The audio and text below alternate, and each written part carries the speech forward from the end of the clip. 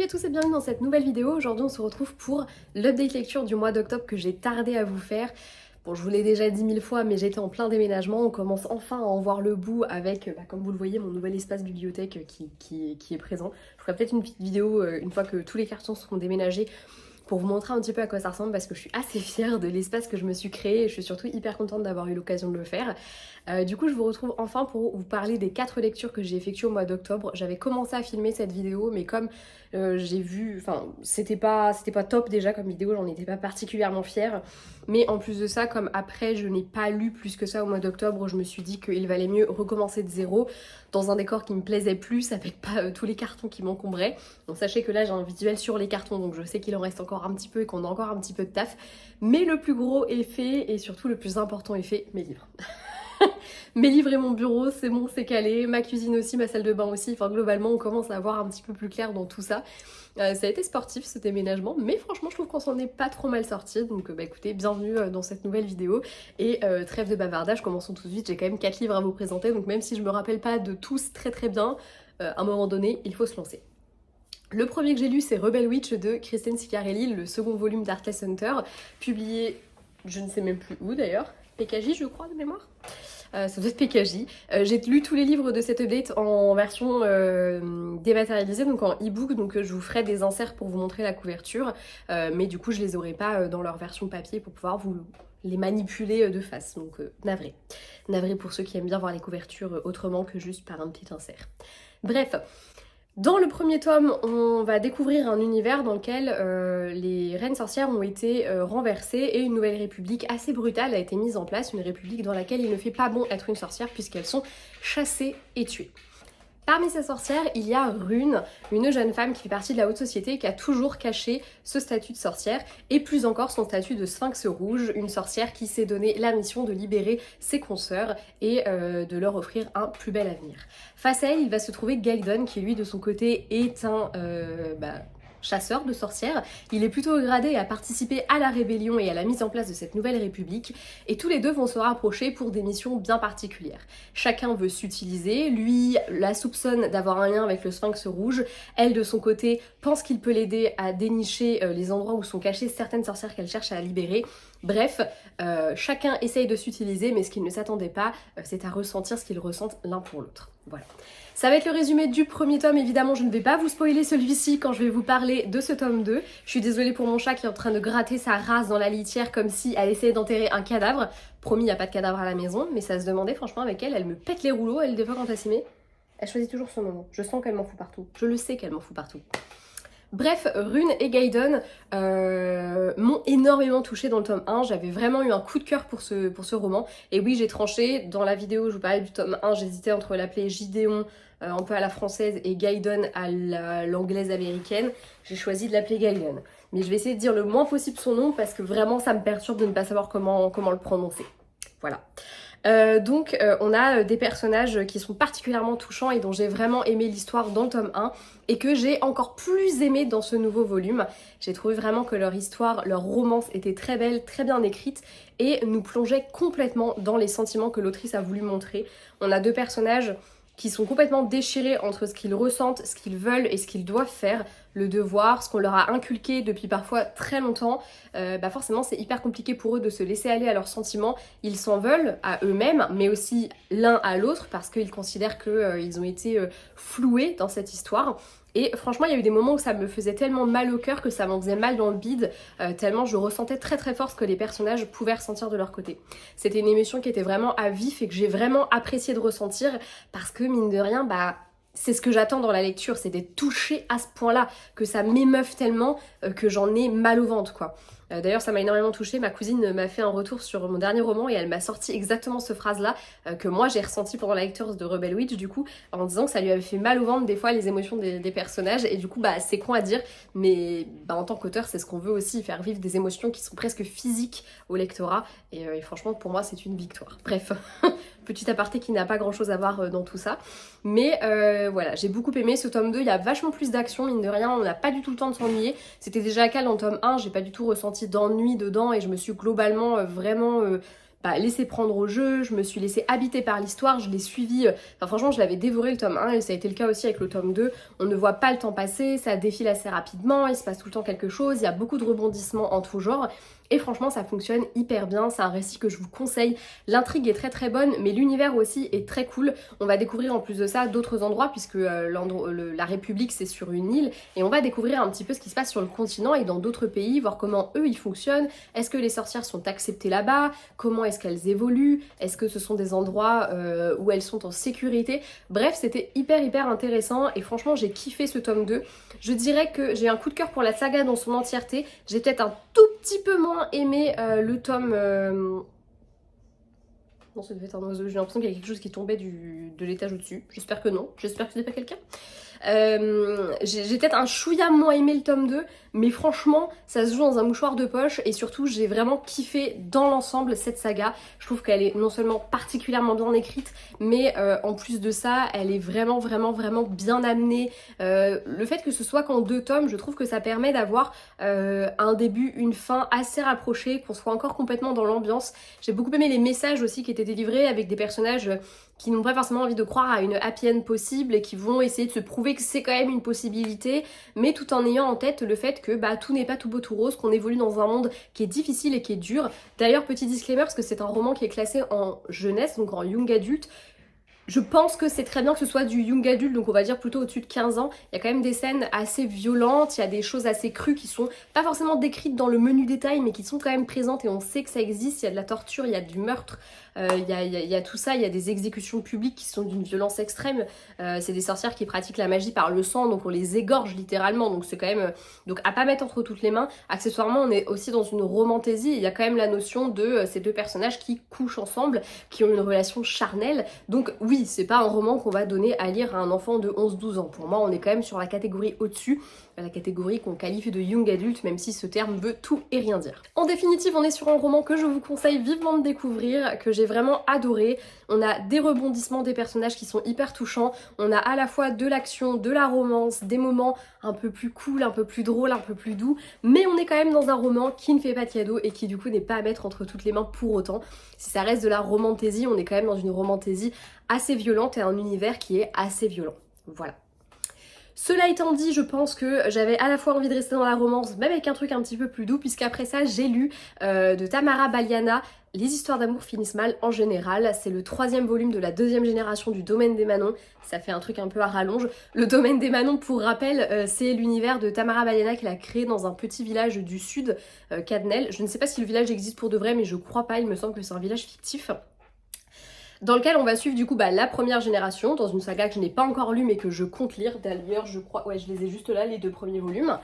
Et il y a également du coup la 2e génération avec souvent les enfants des générations précédentes.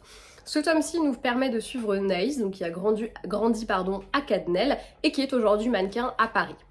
Elle a quelques petites déconvenues dernièrement puisqu'elle a notamment accusé, et à raison, un homme assez influent d'avoir... mis de la drogue dans le verre d'une nana, elle a vu littéralement la scène, elle l'a accusée, elle a pas fermé sa bouche, elle a osé dire ce qu'elle pensait, mais du coup, ça a un peu refroidi certaines des marques avec qui elle travaillait. C'est ce qui va la pousser à accepter un deal assez peu conventionnel. Elle doit jouer la fausse petite amie d'un joueur de rugby qui lui est un peu dans la sauce puisqu'une femme l'accuse de viol, tout simplement.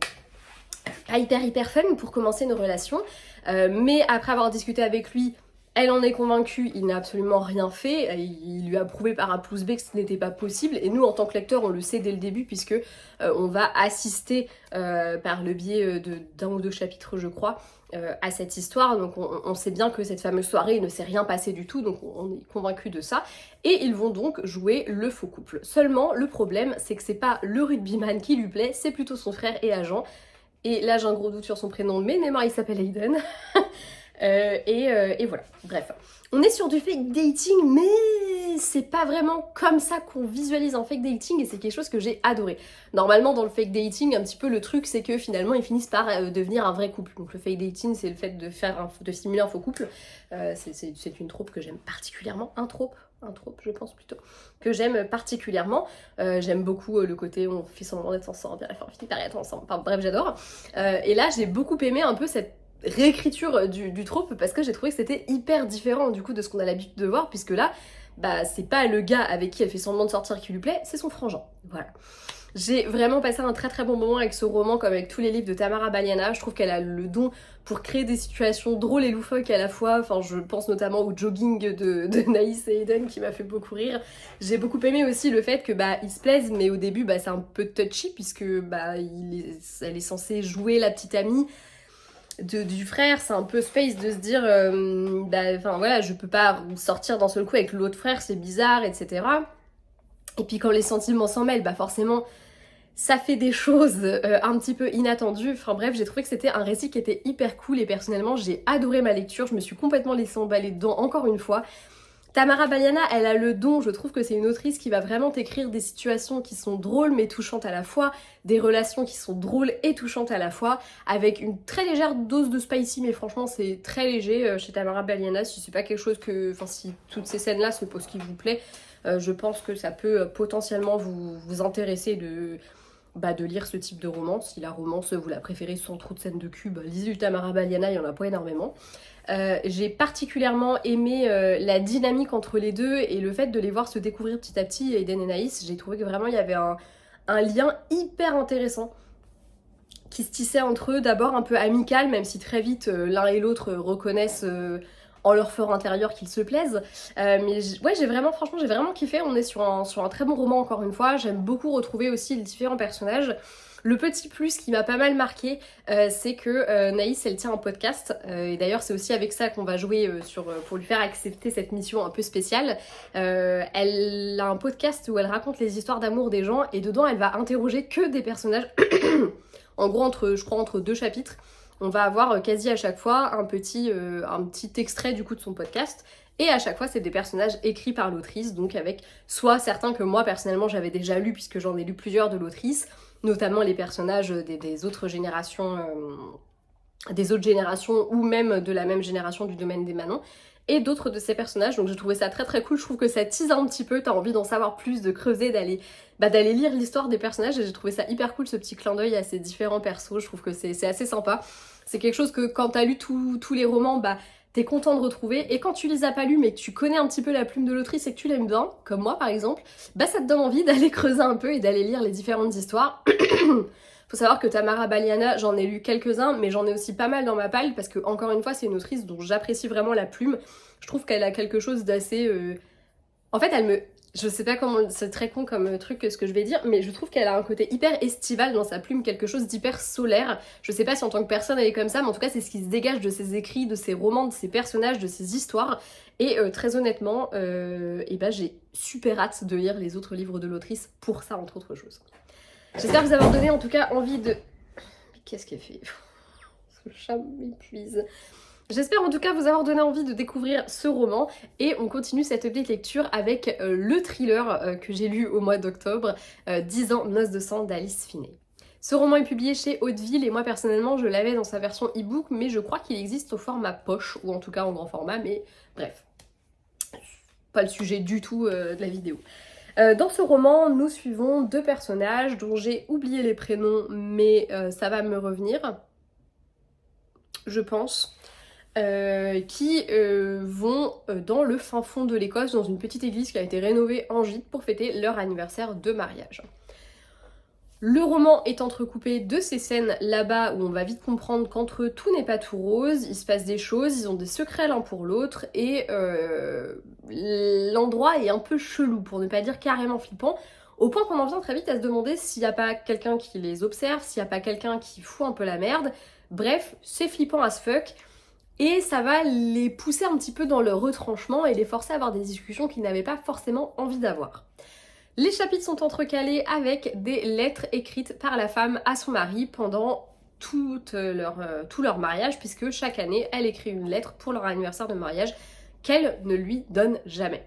Et ces lettres vont nous permettre de mettre à jour tous les petits secrets du couple et surtout de comprendre comment ils en sont arrivés là. Je n'en dirai pas plus, mais le plot twist m'a littéralement retourné le cerveau. Je n'avais absolument pas du tout, mais alors pas du tout vu venir le truc. J'ai adoré me dire... Putain de merde, on m'a baisé. Voilà, toujours très classe, vous me connaissez. Franchement, je me suis vraiment, sur le moment, je me suis dit, mais je me suis fait avoir, mais comme une bleue, mais royale. Je n'avais pas du tout vu venir le truc et j'ai adoré ça, forcément, j'adore. Moi, c'est ce que j'aime dans un thriller, j'aime le fait de me prendre les pieds dans le tapis, de me vautrer la gueule par terre et de me dire, putain, j'aurais dû le voir, ce putain de pli dans le tapis.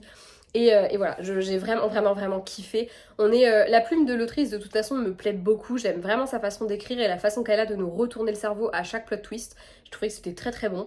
L'ambiance est aussi très particulière, on a vraiment une ambiance de plus en plus délétère au fur et à mesure que le roman avance. On sent qu'il se passe des choses, qu'on nous dit pas tout. Accessoirement, il y a un troisième personnage qui va rentrer en ligne de compte et dont on va suivre aussi du coup le point de vue au fur et à mesure de l'histoire. On va aussi comprendre que c'est un personnage qui a potentiellement des secrets, qui sait plein de choses. Et qui a l'air d'en savoir beaucoup sur les deux personnes qui sont là. Et j'ai trouvé que c'était hyper sympa, cette ambiance hyper glauque qui va monter petit à petit. Et j'ai trouvé que perso la mayonnaise a pris direct, j'avais vraiment du mal à le lâcher très rapidement, je me suis sentie complètement prise dedans avec l'envie de connaître le fin mot de l'histoire et je me suis complètement projetée dedans. C'est un récit que je vous conseille de découvrir, tout comme je vous conseille de découvrir les autres romans de l'autrice. Personnellement, j'en ai lu 3 à ce jour et les 3 m'ont fait cet effet-là de putain, je l'avais pas vu venir. Et franchement, c'est une réussite à mon sens quand une histoire, bonjour Mémeille, quand une histoire me fait cet effet-là, surtout en thriller. J'aime vraiment le fait de ne pas avoir vu venir les choses au point de me prendre une grosse claque dans la gueule et de remettre en question tout ce que j'ai lu jusque-là. Et c'est vraiment l'effet que fait ce roman. J'ai passé un moment vraiment très cool. Encore une fois, je vous dis, l'ambiance est vraiment sympa et je trouve qu'au mois d'octobre, c'était le récit idéal à lire avec cette espèce d'église qui a été rénovée au milieu de nulle part. Il y a une tempête de neige, ils sont bloqués là-bas, il n'y a plus d'électricité, leur portable passe pas. Enfin, c'est toute une ambiance qui est hyper glauque, hyper flippante et j'ai trouvé que ça collait à merveille avec l'histoire. Et puis j'ai beaucoup aimé aussi, encore une fois, l'autrice a le don d'aller creuser un petit peu là où ça fait mal dans la psychologie des personnages. Je trouvais que c'était vraiment très cool, c'est un thriller psychologique vraiment très sympa et tu te laisses complètement prendre au truc et il est vraiment cool. Franchement, pour l'instant, c'est mon préféré de l'autrice, je pense. Attendez, je réfléchis parce que je sais plus lequel j'ai lu d'autres. Si j'ai lu Elle et lui, ou Toi et moi, je sais plus comment il s'appelle. Mais j'avais beaucoup aimé aussi. Mais je pense quand même que lui, il m'a peut-être encore plus retourné le cerveau. Donc je dirais quand même que c'est lui qui m'a le plus plu. Voilà.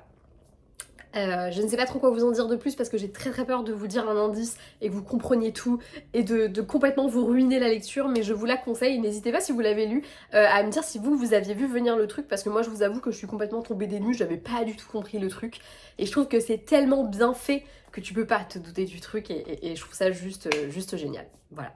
Parlons maintenant de ma dernière lecture du mois d'octobre, à savoir La dernière du bal de Tiffany D. Jackson, une réécriture de Carrie de Stephen King, livre que j'adore particulièrement, j'ai vu toutes les adaptations cinématographiques et j'aime véritablement cette histoire dans laquelle on suit Carrie, une jeune fille dont la mère est particulièrement pieuse et qui va se faire harceler, se rebeller quand elle va découvrir qu'elle a des dons et massacrer absolument tout son lycée à un bal. Si vous connaissez pas l'histoire, bah maintenant vous la connaissez.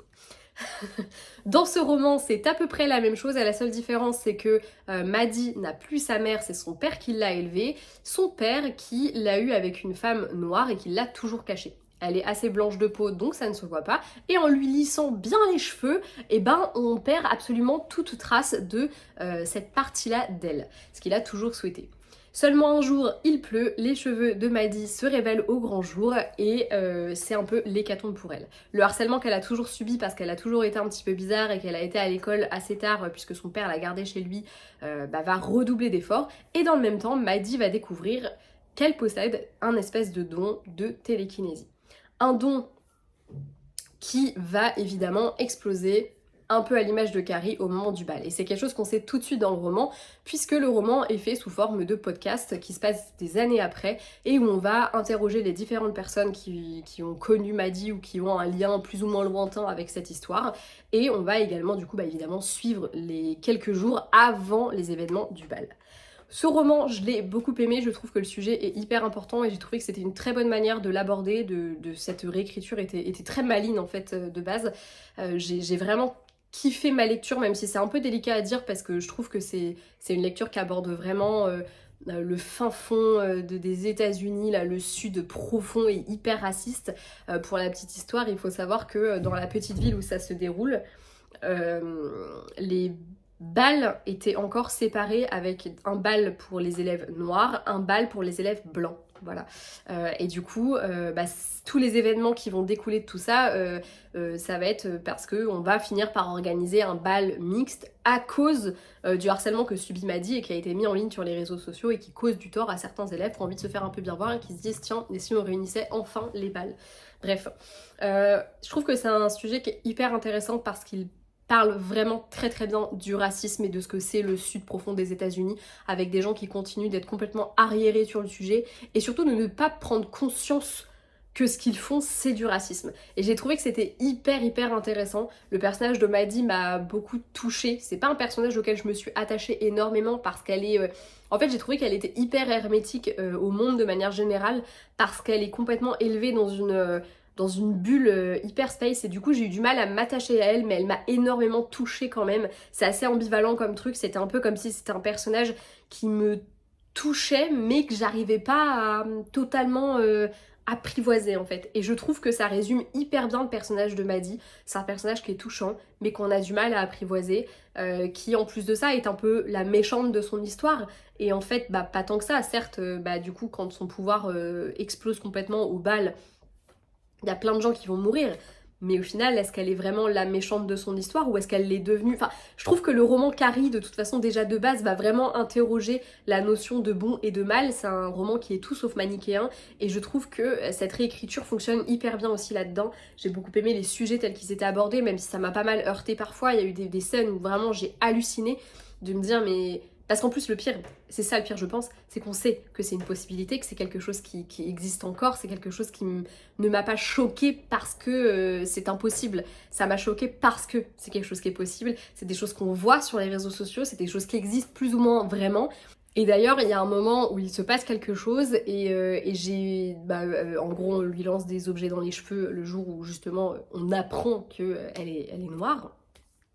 Et donc quand ses cheveux se libèrent, j'ai envie de dire, parce que je trouve que, enfin pour moi ça devrait être une libération de pouvoir enfin montrer qui tu es, même si elle dans son cas elle subit du harcèlement, son père pète un boulard, bref, horrible. Mais du coup on lui lance des trucs dans les cheveux en cours, c'est filmé, nanani nanana, et en fait très peu de temps après j'ai lu, je ne sais plus exactement dans quel cadre, mais en gros j'ai vu un vrai témoignage de quelqu'un qui a subi la même chose, et je me dis ok d'accord, donc en fait ce qui te paraît tellement aberrant parce que c'est aberrant de faire ça, y a des gens en vrai qui se disent oh c'est vachement rigolo. Putain mais merde quoi, mais grandissez, moi ça me dépite. Et le roman m'a fait cet effet là pendant toute la lecture, je me disais mais putain mais dans quel monde ils vivent ces gens là, enfin c'est... Franchement, j'ai été atterrée par cette lecture et en même temps je l'ai vraiment adorée parce que je la trouve hyper importante. Bref, c'était une très très bonne lecture que je vous conseille de découvrir, même si un peu à l'image de Rebel Witch, c'est pas un livre que je mettrai entre toutes les mains. Il y a quand même encore une fois des thématiques qui sont assez rudes, qui sont abordées. Mais j'ai trouvé que c'était une bonne façon de réécrire Carrie. Je pense que c'était même la meilleure des manières, en tout cas pour le réécrire à notre époque et pour faire comprendre certaines choses aux gens. J'ai trouvé que c'était vraiment un parti pris qui était très intéressant. J'ai aimé retrouver ce que j'avais aimé dans Carrie, ce côté très peu manichéen avec vraiment du coup des personnages qui sont assez gris au final et qui sont très intéressants à découvrir. Parce que je vous ai parlé de Maddy, mais il y a d'autres personnages qui sont aussi très très intéressants et dont j'ai vraiment aimé découvrir un petit peu la personnalité, voir comment est-ce qu'ils réfléchissaient. J'ai trouvé que c'était vraiment un très très bon roman. D'ailleurs, j'avais été regarder les avis parce que j'étais très étonnée de la moyenne du livre parce que elle était passée d'une très bonne moyenne à une moyenne assez pourrie entre la première fois où j'avais été l'ajouter sur Livre Addict et la fois où j'ai choisi de le lire. Et c'était là d'ailleurs que j'avais appris que c'était une réécriture de Carrie. Au début je ne le savais pas du tout et ça m'a encore plus hypée à l'idée de le lire. Et du coup il y a quelqu'un qui avait mis 1 étoile et je me dis mais comment sur un sujet comme ça tu peux mettre 1 étoile? Je trouve que c'est un récit qui est tellement important, enfin je sais pas, c'est comme si tu mettais 1 étoile sur le journal d'Anne Frank quoi. Bon j'exagère peut-être un tout petit peu parce qu'on est quand même sur autre chose, mais c'est des livres qui ont des sujets qui sont hyper importants et je trouve que c'est bien d'en parler. Et je voudrais revenir sur un truc, mais quand vous n'aimez pas un livre, ne vous forcez pas à le lire. Si après c'est pour aller le dézinguer sur les réseaux sociaux, sur les plateformes, etc., ça ne sert à rien. T'aimes pas, bah tu jartes et tu passes au suivant, c'est pas grave. Il plaira à quelqu'un d'autre ce livre. Et si tu l'as acheté, bah tu le revends parce que ça fonctionne très bien. Et puis merde quoi, t'emmerdes pas à lire un livre qui ne te plaît pas. Si le but c'est juste d'aller foutre des sales notes sur les... Je ne vois pas l'intérêt, vraiment. Encore une fois, moi personnellement, un livre, si je vois qu'il ne dépassera pas les 5 quand je l'aurai terminé, bah ça dégage. Un livre qui m'emmerde, des fois je vais m'acharner jusqu'à lire jusqu'à la moitié. Si à la moitié je me fais toujours chier, ça dégage. Et comme ça, je ne vous en parle pas, ou alors je vous en parle rapidement, mais je vais pas le dézinguer sur les réseaux sociaux, à aller le noter et compagnie. Et bam, c'est terminé. Parce qu'un livre qui ne te plaît pas à toi, il peut plaire à d'autres gens. Ce livre-là avait une moyenne de 19 quand je l'ai ajouté sur Livre Addict. Là, il était passé à 15, je crois, ou 14 ou 15 à cause de cette mauvaise note-là. Donc ça veut dire qu'en fait, il y a des gens qui l'ont tellement kiffé qu'ils lui ont mis un putain de 19 sur 20. Voilà, donc ça veut dire que c'est un livre qui a énormément plu. Et t'as un connard qui a débarqué qui se dit « Oh, je vais quand même m'acharner à lire ». Parce qu'en plus, c'est ce qu'elle dit dans le commentaire, la meuf. Tu te dis « Bah, ne t'acharne pas, termine, stop, ça suffit. Mais que tu l'as abandonné, c'est amplement suffisant. On sait que si t'as abandonné le livre, c'est qu'il ne t'a pas plu. Mais es-tu vraiment obligé d'aller lui mettre une sale note ?» Parce que moi, quand j'ai vu la moyenne, au début, le premier truc que je me suis dit, c'est « Oh putain, flemme de lire un livre qui a 14, quoi. » Et puis après, j'ai lu les commentaires et je me suis dit « Oui, bon. » On ne va pas s'attarder là-dessus. Bref, c'était le coup de gueule d'Anaïs, il fallait bien, ça faisait très longtemps que je vous en avais pas fait. Tout comme ça faisait très longtemps que je ne vous avais pas fait de date lecture, donc j'espère que celui-ci vous aura plu. Et j'espère n'avoir pas été trop brouillonne. C'était pas hyper pratique avec l'autre petite conne qui a recommencé à gratter dans sa litière, alors que je sais qu'elle n'y est pas allée. Elle enterre un cadavre, je suis sûre elle enterre un cadavre, c'est pas possible autrement. Bref, et j'espère surtout avoir su me rappeler bien des livres pour vous en parler. Je suis désolée pour les prénoms des personnages qui ont pris très très cher, hein. On se souvient de Heidi Finney qui n'a même pas eu de nom à ses personnages. Mais écoutez, j'espère quand même que cette vidéo vous aura plu. On se retrouve très vite dans le premier update lecture pour le mois de novembre. Et je vous dis à bientôt.